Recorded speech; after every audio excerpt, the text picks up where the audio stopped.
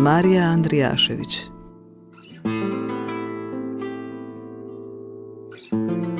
Zemlja je strpljiva.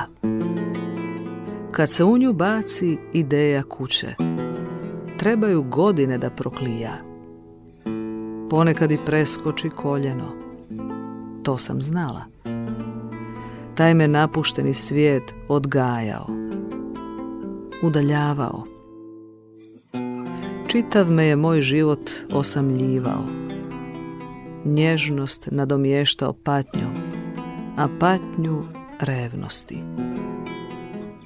Samo revan čovjek može pristupiti gradnji kuće ako u gradnju ide sam.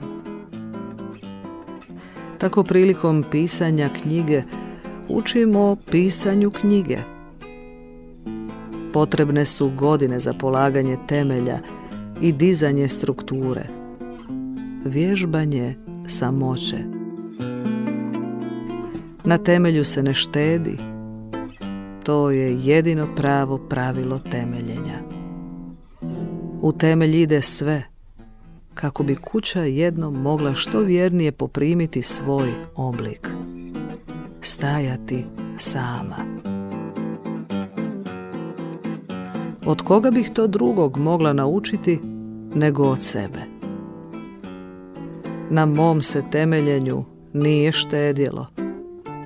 Bilo je pomno, samotno, strpljivo. Kakva je i zemlja.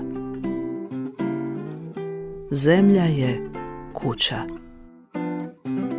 Kuća je priča. Temeljenje mene je temeljenje kuće.